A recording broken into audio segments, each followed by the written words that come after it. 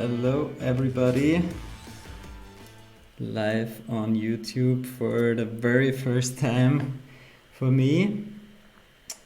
Yeah, welcome to All Things Flying Adventures.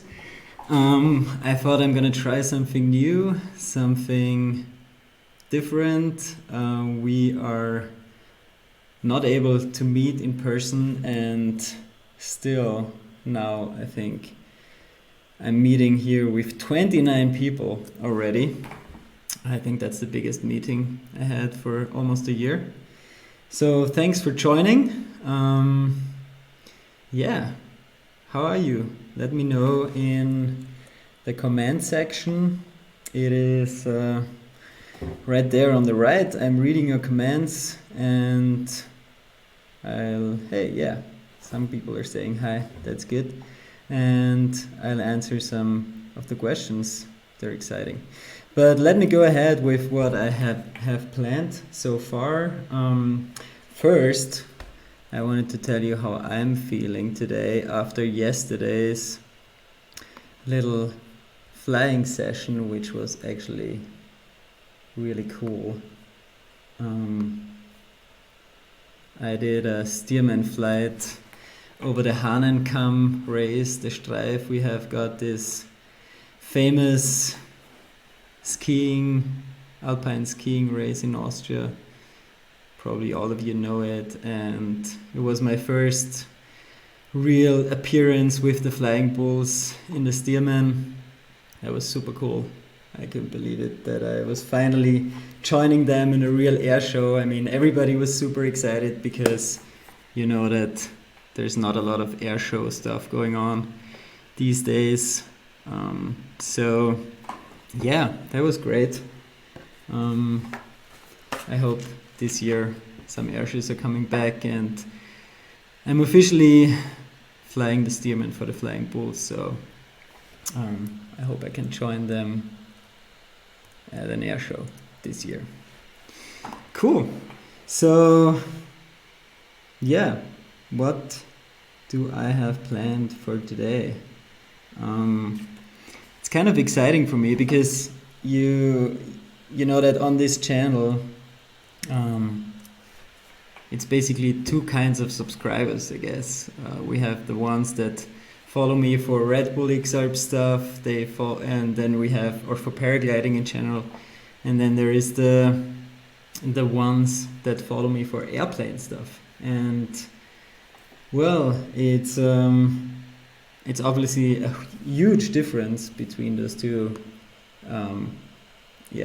things, of course. I mean, actually, look at the size difference. So this is a full-on flying equipment on the left here in my paragliding backpack, and then this other thing is a full-on flying machine on the right as well. Well, obviously there's a huge difference, and I totally understand that we have different kind of parties here, but the one thing that makes them the same is that they both have wings. They both are wings basically on it, and they're both flying, and this is what makes it very similar. So I definitely learned a lot from flying a paraglider and then switching to the airplane, and I'm pretty sure if an airplane pilot would switch to paraglider, he would also learn a lot. So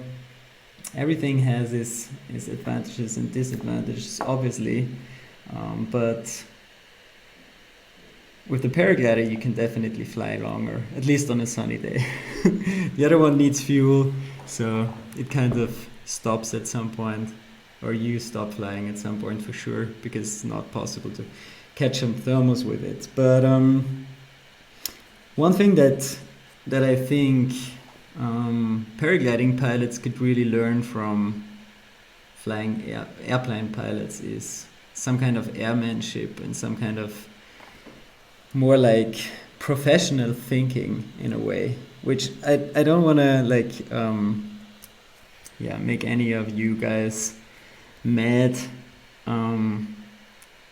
about me saying that, but if we would all be a little bit more professional in paragliding and have a little bit more of a professional approach sometimes with more regulations or like personal limits, I think we would have less accidents sometimes. But of course it's called free flying. Paragliding is free flying, so we don't want to lose that. But still, that's something I learned.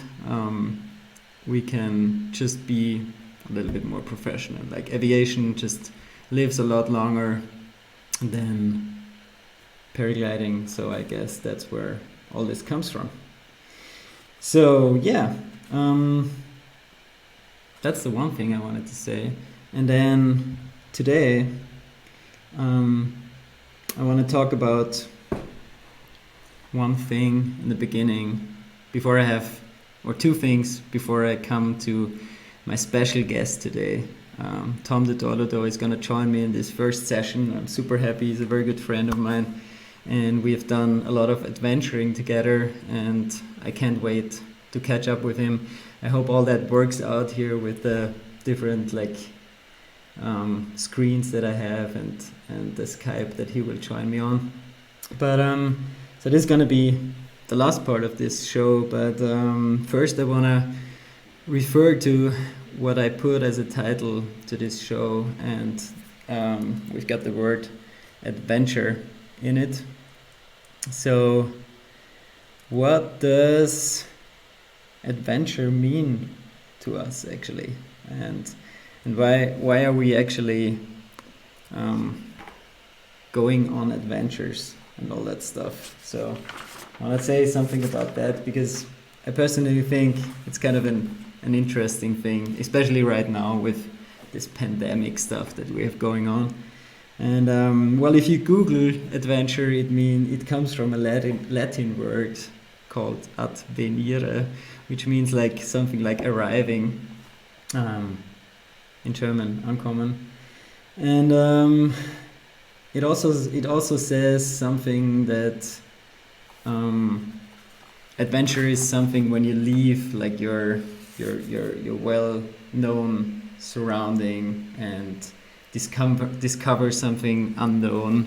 And they also mention that it's usually a risky undertaking you're doing. So I like that. I mean, this is what I kind of made my whole like life around, like doing something out of my comfort zone, basically. And this is what it actually is like. As soon as you're leaving your comfort zone, then you're going on an adventure, and this is where the magic happens, right? I mean, this is also this super cool saying, like, once you leave your comfort zone, this is where the magic happens. And even if I go flying, I think I always feel like I'm going on a little adventure. And the reason there is not that I'm thinking whenever I go flying, I'm totally out of my comfort zone. Not at all. It's just that I can see the air moving. I don't think any one of you can do that. So there's always this little bit of the unknown coming with it. And this is an adventure for me. So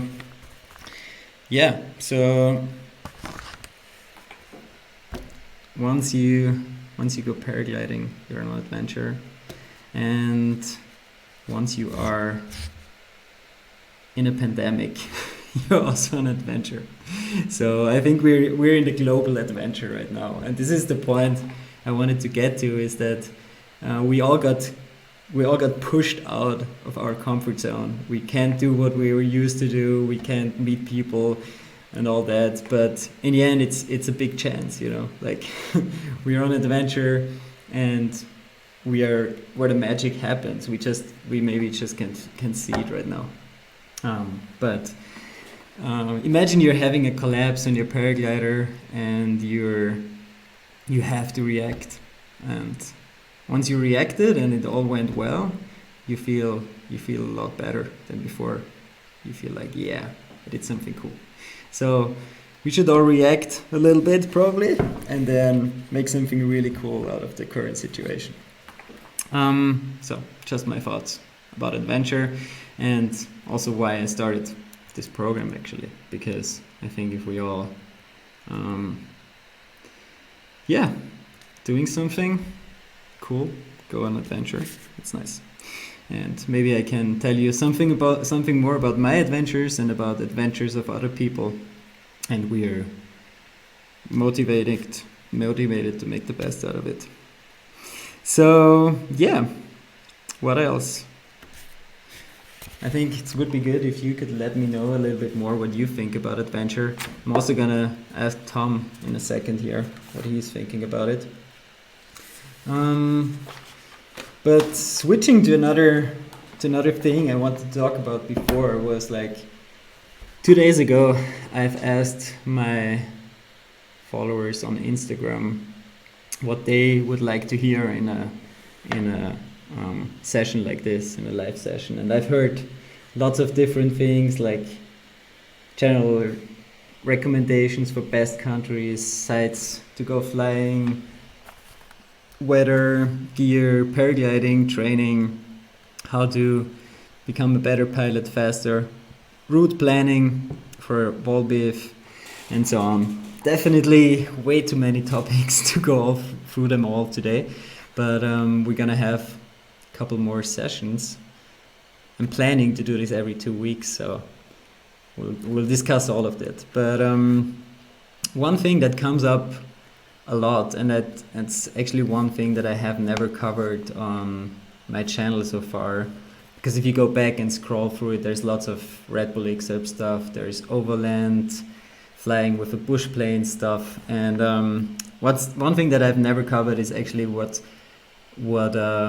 how I got to do what I'm doing. So this question comes up many times, and I wanna tell you how I got to this point of paragliding professionally, having sponsors, and flying airplanes for a living actually. And yeah, I'm switching back to my other screen here because I have to start at the very beginning. I was born in Graz in Austria. It's actually one of the flattest parts of Austria. There's just one mountain a little bit north of the city, but basically it's flat, and I was mountain biking from the very beginning on.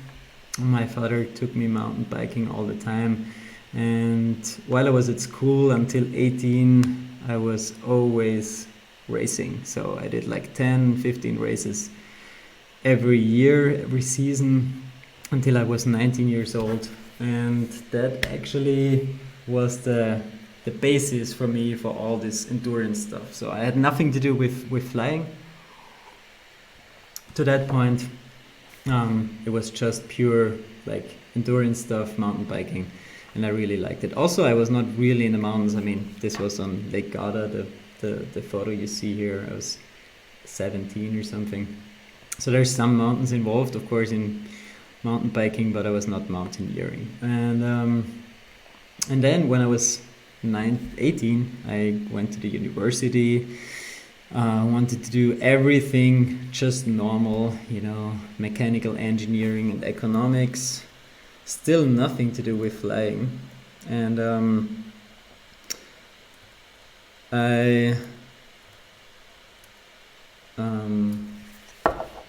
after 1 year of being at the university, I went to Mexico for 6 months, all on my own.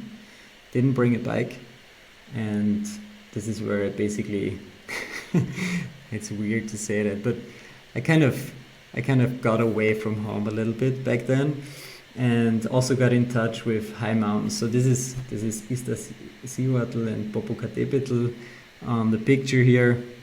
I climbed that mountain. It's more than 5,000 meters high, and it was just like cool for me. I was fit because of all that training, and I felt super good up on those mountains. And when I came back, I was super motivated to start something new. I had a friend at the university, actually Philip Medicus, who is now the boss of Nova Paragliders. He was at the university with me, and So I started paragliding because he motivated me in 2005, and 2005 is also a year when Red Bull X Alps happened, and I saw that on the live tracking back then. I was like, okay, this is what I want to do. This is like adventure, this is endurance sports, and yeah, just a long endurance race and something exciting, and that's paragliding.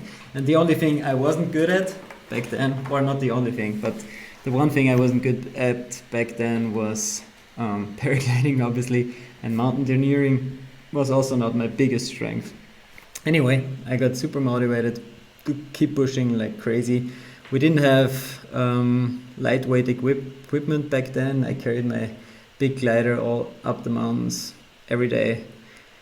I was just like, okay, just one goal in mind: go to the Red Bull X Alps as fast as possible. And so my university stuff just went like to minimum. I was still there, but not really studying anymore. I was just focusing on this new sport, and because I was fit already, and I learned, and I wasn't really scared back then of flying. I went to the Dolomitenmann a couple of times, and I won it in 2010. At the same time, so that was like 4 years of paragliding, and at the same time I became a test pilot for Skywalk and started to do some bigger collapses, which was cool. And then I could also start designing my own wings. And actually for the Red Bull X Alps 2011, where I was already like selected with a wild card already, because I was good at Dolomitenmann and stuff like that. I could design my own glider, and that was pretty cool because I designed it, and then it became reality. Oh, that is something I didn't want to have here. Became reality, and yeah, super cool feeling. Anyway, so being a no-name paragliding pilot, coming to the Red Bull X Alps was pretty exciting. I didn't expect that. It was pretty fast too, and but it worked well. I was third. I was lucky because it wasn't flyable a lot, and I was mostly a good runner back then. By now, I think I'm also a good pilot, but back then I was mostly running, and I looked very, very young, right? Anyway, so yeah, so from no flying contact at all to Red Bull X Alps in 4 years, and I think the reason was only that I had that goal in mind, and I really wanted to do it, and I had no excuses. So, like skipping my actual planned career at university, I just did it. I moved from Graz, away from home, to Skywalk to work there. I didn't care about a lot of other things anymore, and I think that's how you can reach your goals. If you really have a goal set for yourself, then you go and do it. So my X Alps career so far was quite successful. I took part 5 times. I was on the 3rd place 4 times. For those who are watching this who don't know what Red Bull X Alps actually is, it's crossing the Alps from up here all the way down here in a race. But you should probably Google that, because I can't. It's going too far actually. I'm also already late with Tom, so Tom is probably waiting.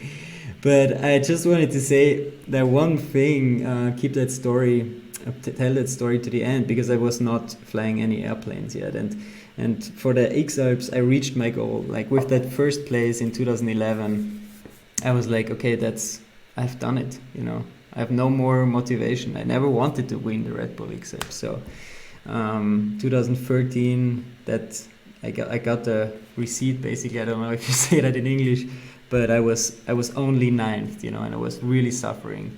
The reason was I had no real motivation, and back then I talked to my friend Hannes Ach, who is now not living anymore, but he's a living legend basically.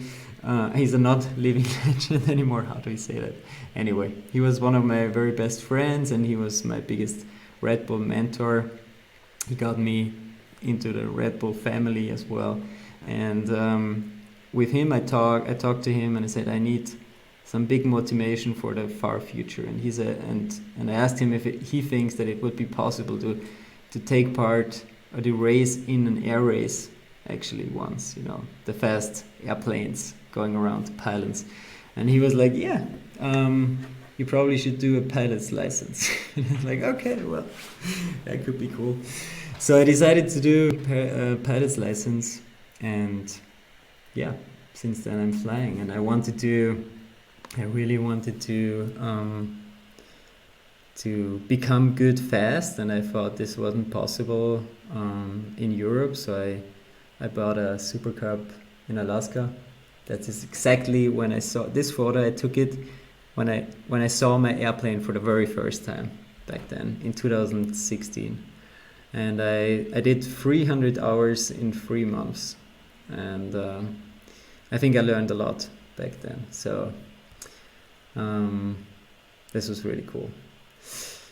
Yeah, so the message here is probably that you need really like goals that you really want from your heart, and not just I want to go there because I want to go there. It's like you have to feel it. And then you don't even have to think about it anymore, and you just the life will push you there. This is what I think. The key is to find out what you really want. This is probably the hard part. But now I'm gonna call my friend Tom, because he's my surprise guest today, which is not a surprise anymore. But let me see.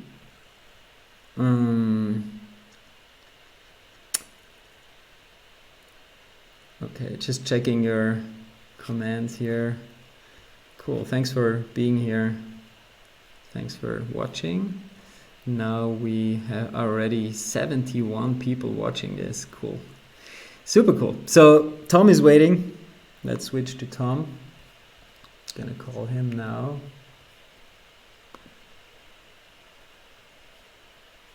Is he coming on?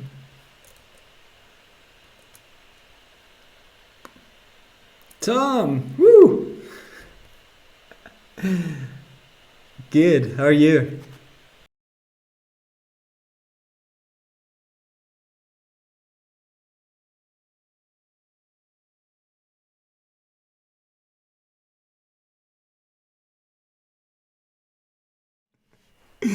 Okay, guys, I'm super sorry. Obviously, my first time streaming here with this OBS studio where you can put everything together. Thanks for coming back to those who are coming back. And yeah, Tom is here, but I'm not gonna turn Skype on again because I'm scared of Skype.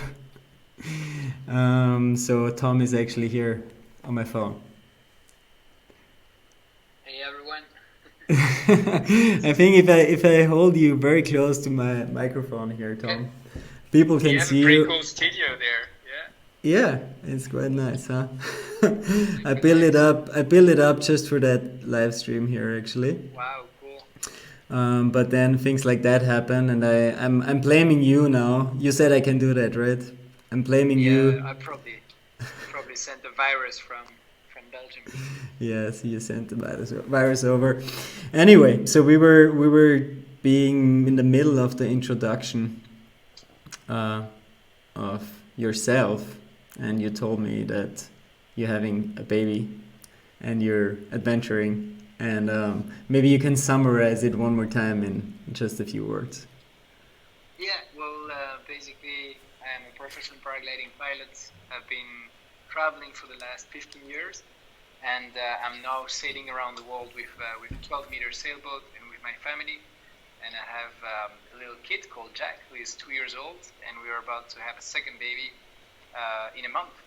So it's just the perfect timing before Red Bull X out, right? Because I also take part in the Red Bull X out, and this time is going to be, for me, number 8. I've been taking part since I'm 21 years old, so yeah. Yeah, this is actually incredible. I mean, I can hardly believe that I'm gonna be taking part for the sixth time in this race, Yeah.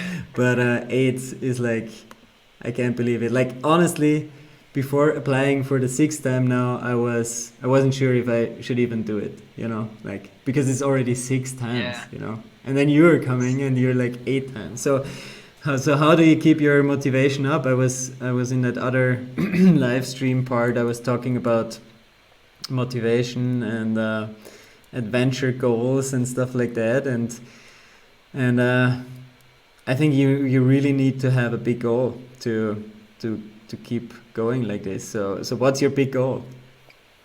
Yeah, I mean, for me, the X-Alps has always been something special, and I have to say, like 2 years ago, I really thought it was the last time, and I always said, okay, if I make it to Monaco, if I'm happy with my race, this is going to be the last.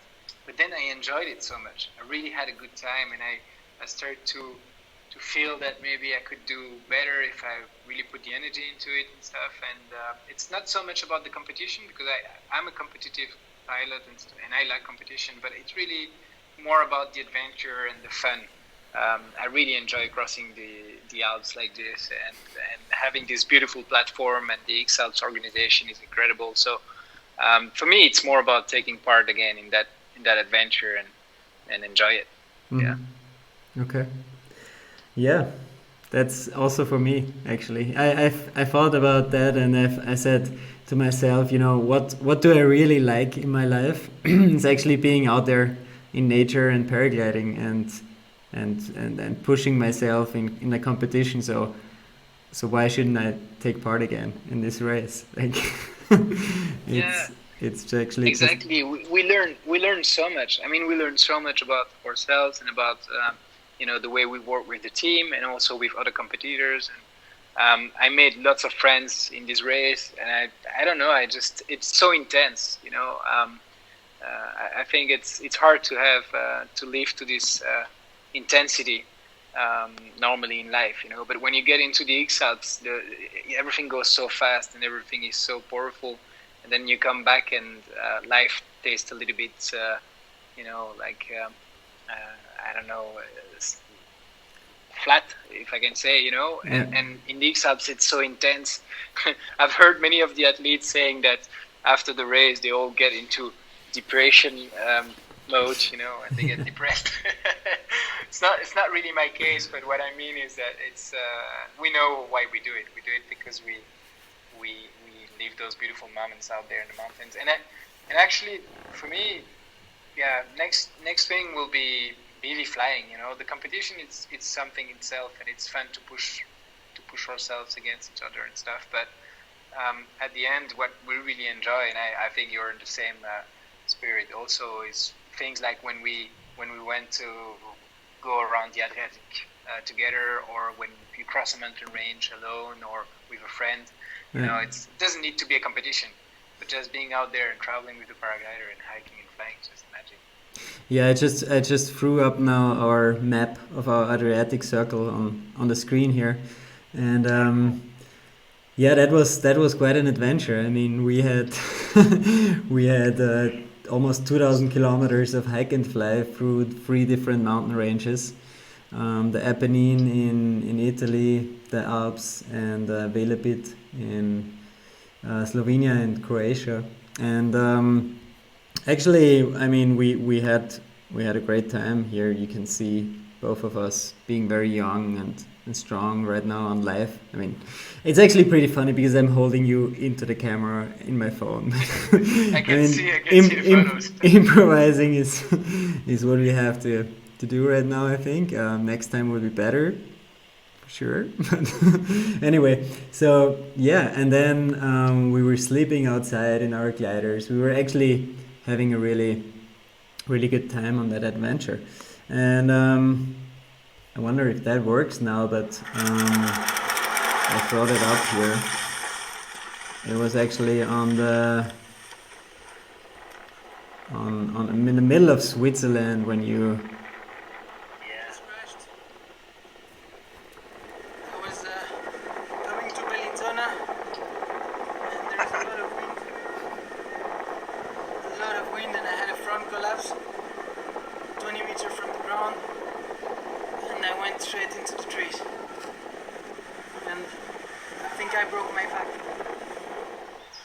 we had a beautiful flight that day.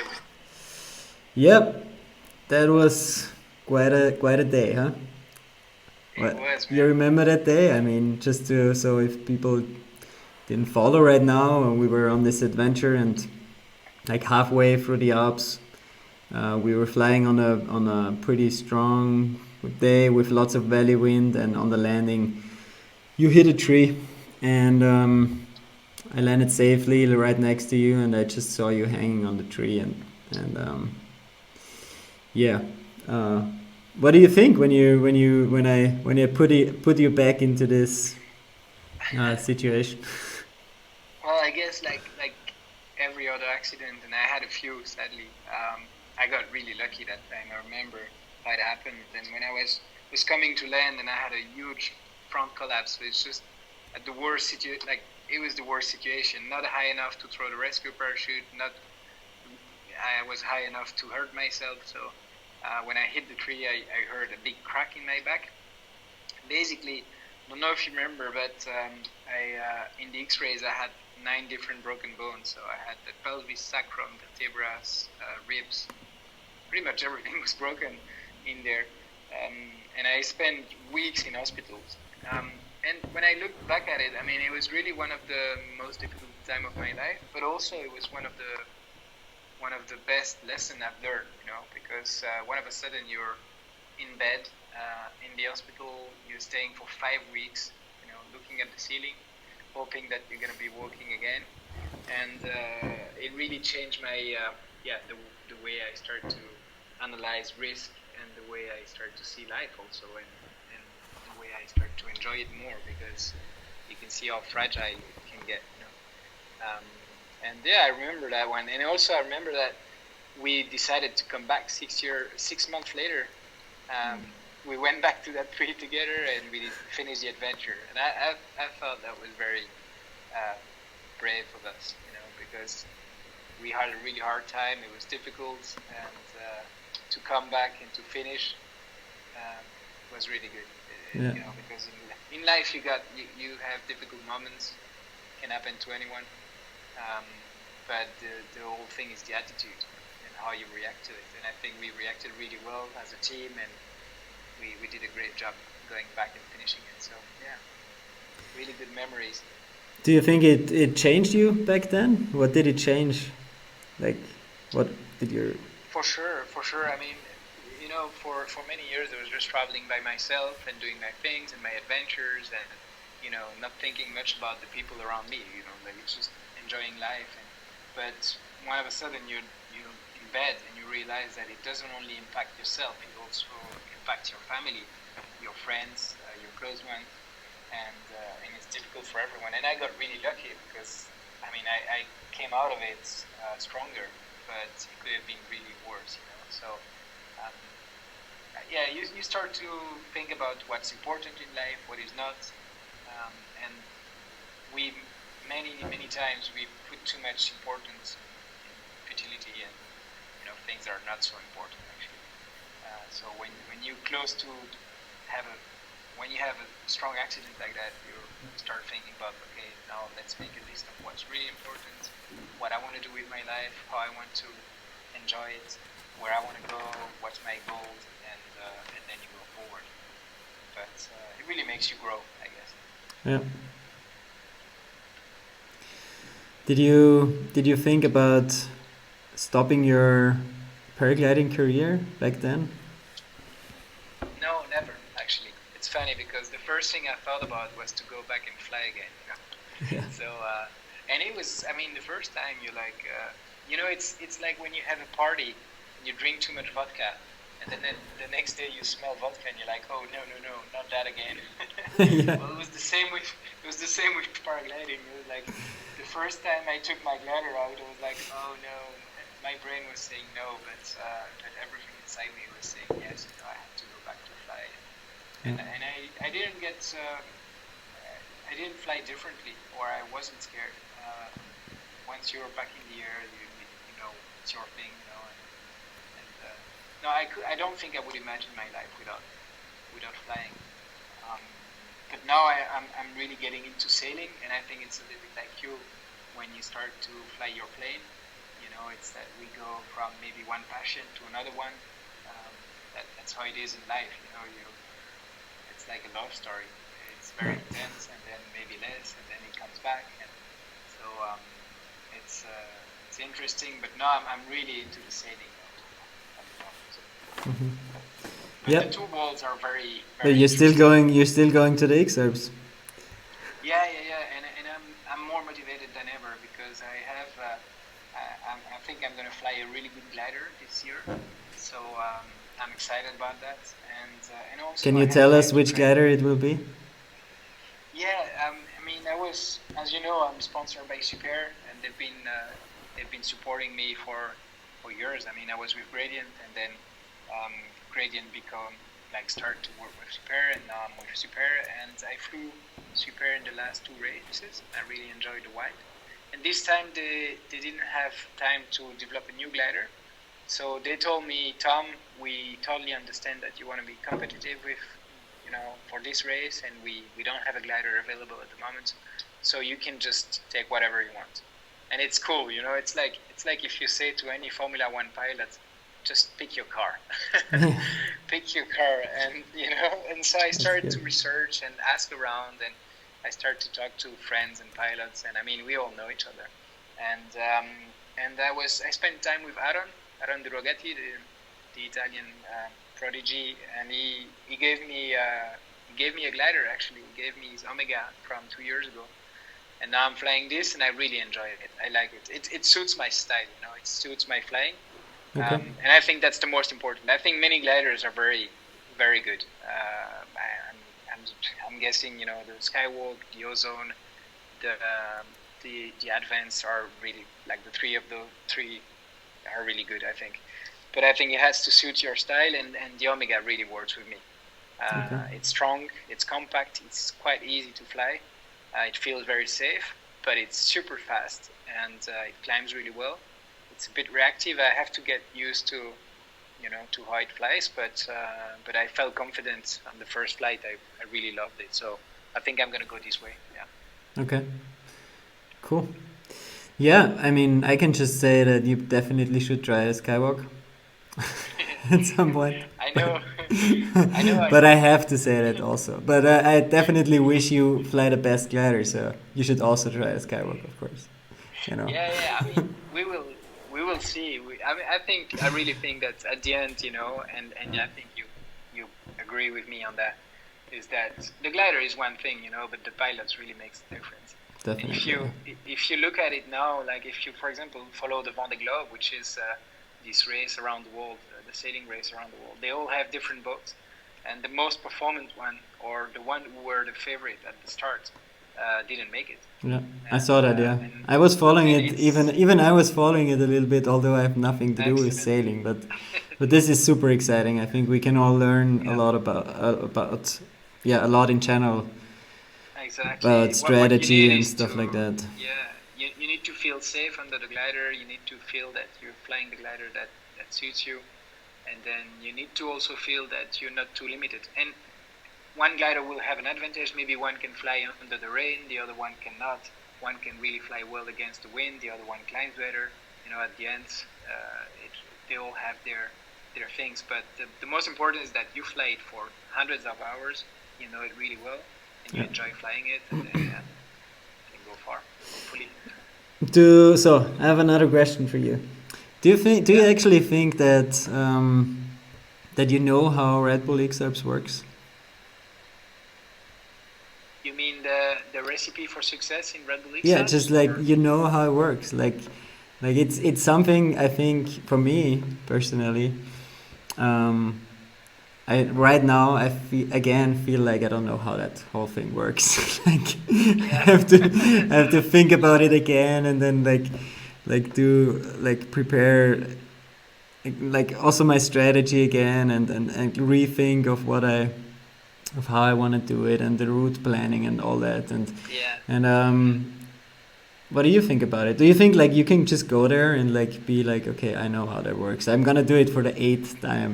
Like, No, yeah, but well, it's a very interesting question. I think the answer is no. I don't really know how it works. Like the thing is that the X-Ups, it's different every time. I had race under the rain. I had race with strong wind. I had races with really good conditions. I had luck. I had bad luck. So it all changes in a matter of seconds. The thing is, what I've learned is that your attitude makes a huge difference, and I think I know which attitude I need to have. I know that I have to stay positive and smiling and happy with everything and just go forward, and every time I kept that spirit, and especially the last time, it really paid off. It really worked. To have a positive mindset and always go forward and try to push. And then everyone else, it's part of the recipe. Of course, you have to prepare well. You have to be well trained. You have to be, well surrounded. Have the right people around you. And at the end of the day, it's all about details and all those details all together. And so if you can really learn to pay attention to details and build the whole thing, then that's where you can make a difference at the end. Yeah. But I think no one knows exactly how to do it except maybe Kriegel. Kriegel knows it, I'm sure. Like he was intelligent enough to write it down. Okay, when this happens, I'm gonna do that. When this happens, I'm gonna do that. He doesn't want us to know how he does, but no, I think there's a bit of. Did you ever ask him? Yeah, not like that, but I already asked him some advices and stuff, and now he's giving more, and I think I really think that if you look at it, it's this Swiss attitude of preparing everything and getting really into every detail made a difference. And also, he's a very strong competitor. It's just, he's an amazing pilot when you look at it. Okay. You fly with him. But I think we can all. If I look at the selection now, and that's very interesting, is that I think 10 guys out of the 30 guys can really get on that podium. I think, maybe you don't see it this way. I mean, you've always been on the podium, but I think that there is a big chance that the cars can shuffle so fast, and a bit of luck, a nice flight, and then you can be in front again. I have to interrupt you here, but I know that we've been talking like this every year. Because we were always going through the competitors. We were always like, okay, this guy. So I think the same thing. Actually, I'm super excited to see the young guys competing. Lots of young, very good pilots in there. I'm really excited to see what makes a difference for a young person, and who is going to be strong. I think experience. I mean, at this level now, experience really makes a difference. Before, when I went to the X-Alps the first time, I was 21 years old, and to be honest, actually, my hand is falling off almost, but I'm holding your phone. I'm holding your phone since half an hour. My phone with you on the screen, but I think people will appreciate it. I hope. I mean, you're still here. It's kind of funny, but yeah. Anyway. Yeah, everyone, thank you for following. No, I was just thinking that the first time I did it, I was 21 years old, and I had not much experience, and still I was always fighting in the top 10. And I think at the time it was not a big deal because the level was not so high, but the level has been going, faster and faster. Everyone is getting better every 2 years, and now the level is really high. And now, if you want to make a difference, I think you really have to come well prepared. And I doubt, but maybe I'm mistaken, but I doubt that a newcomer can really make a really good result. On the first year, it's difficult. Yeah, I think so too. But Kriegel was a newcomer too at some point, and he jumped in and won since then. And it was 22 years ago. Yeah, really? Oh, wow. No, but I don't know. It was a while ago. No, but yeah, you're right. But Kriegel, as we said, Kriegel is in the top. Yeah, but I'm still waiting for that one guy to show up and be like Kriegel. This is what. This is you. So you mean like if I'm if I'm collecting all those years of experience that he had once he took part for the first time, I can be Kriegel like he was back then. Was that confusing? Was it? I mean, But it's but then also he's think still about 20 years better now. That's the no, but problem. think about his position. It's hard for him to keep the motivation, and maybe it's hard for him to keep the motivation, and maybe it's even hard for him to train so much than before. Maybe he doesn't have so, who knows where he is now. But as long as you give your best, maybe you can catch up. Yeah, I'm pretty sure you could. I think you can too. Yeah, You I'm already working did. on it. Every time you're getting like a couple of places better, right? Yeah, that's why I'm participating so many times. I'm planning to do, maybe 20 exams. How many more do you have to do to win it? Like just Well, from your I was progress. thinking, I was thinking that 10 exams would be cool. It's Yeah, a cool number. that's So true. it's 3 more. Okay. Still, Tom, I'm anyway, young. I mean, it's a nice conversation, but my hand, like, this is so, like, people watching this probably think, okay, what are these two Red Bull amateurs doing here on a live stream? Because I'm holding you on the phone. I mean, the conversation is nice, it's totally professional, but maybe I have to explain for those who didn't watch the first part of this. I tried to make this really nice with Tom being integrated in my video thing here, but my program crashed. So since then I'm holding Tom in my hand here. And it's a lot of fun. We're having a good conversation. I think the quality of sound is great. Everything works. We are live. But just as an explanation, and I think before I invite Kriegel, the Swiss Superman, I will try to figure this out really professionally, because he will not come back like you probably once it. Nah, no worries. No, he's gonna come back. Let's not take it too seriously. Yeah, thanks for having me anyway, and let's just plan for some training this spring. Yeah, I have just thrown up this picture of us jumping into the sea after finishing the Adriatic Circle here. Probably Nice. see it, and this is a great memory for me, because so much craziness happened on the Adriatic Circle that we did together, but we did it and we jumped into the sea together at the end. And for me, this is, I think, the motivating part of all this, that we can always go on. So, yeah, Excellent. it was Same great here, to man. talk to you. Thank you very much. I hope you can come visit me soon. Maybe I here will. we go for training together, or maybe I come to Belgium for some soaring and some flat running. No, but this is actually very impressive that you can compete in that level, being from Belgium. But you spend a From a lot of country time in without the mountains. Alps, right? Yeah, that's how I start my speeches. I say I'm a professional paragliding pilot coming from a country without mountains. Yeah. That's always like okay, but yeah. But I'm coming. I'm coming in a few weeks, so I'm gonna come and meet you in Salzburg. And please take me flying with one of those planes when I come. Yeah, I will. Excellent. I will take you in. I show you which plane I'm gonna take you in, and Cool. it's gonna be this one on the right. See it?